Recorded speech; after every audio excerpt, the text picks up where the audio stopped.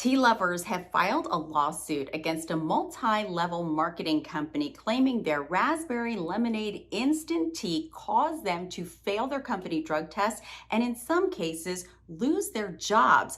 Total Life Changes sells an assortment of detox teas and vitamin supplements, and on this particular tea, right there on the front of the package, it says 0.0% THC. And you might wonder what kind of product has that kind of label. Well, the reason they do that is because several of their products are made with hemp extract, and there are a few that do have a little bit of THC, and it is noted on the label. But again, this one said 0 THC.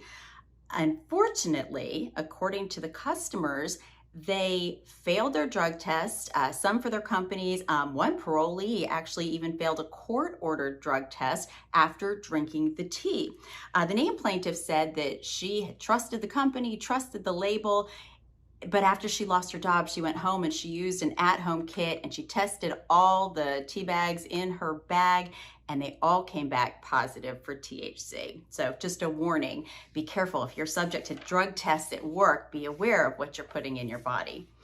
All right, New York lawmakers have been busy passing laws over the last couple weeks, and two of them will have some effect on employers. First, the state finally, after several failed attempts, managed to make recreational marijuana legal. Governor Cuomo quickly signed this into law, and then he tweeted that it's an historic day for his state. And this law, as soon as it goes into effect, will expunge any previous marijuana convictions people have, as long as they're for things that would now be considered legal. Things like having up to 3 ounces of cannabis or growing as many as 6 plants in your home. You still can't buy the drug for recreational use in New York yet, and experts say it could take 12 to 18 months for the state to get the entire program up and running. Now, the other law applies to all employers, public and private, and it demands that they pay up to 4 hours of somebody's full hourly rate to allow them to go get their COVID vaccine, and they have to do that for both doses of the COVID vaccine, and they are not allowed, this is important, you can't take those 4 or 8 hours away from any sick time or any other paid leave. Now, if you've been taking advantage of the Form I-9 verification extension, you have at least 60 more days to check all those documents virtually. It was very last minute. On March 31st, we were waiting, we were watching to see if this was going to be expanded, and they did, finally, like I said, at the last second, and they expanded it until May 31st.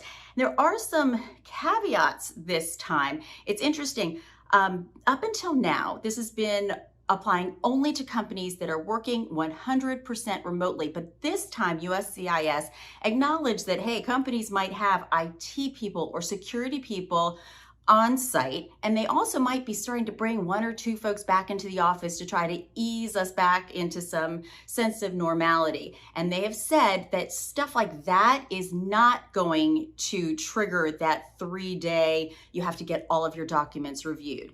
Another thing that legal experts are watching regarding that 3-day limit is they're starting to say, hey, this really isn't realistic. Employers have been hiring for a full year now, and you're going to give them just 3 days to check all these documents in person. There's no word from USCIS on if they're going to relax that at all, but people are watching, and we will let you know as soon as we hear more. And that's going to do it for us today. We'll see you back here next week. Have a great weekend.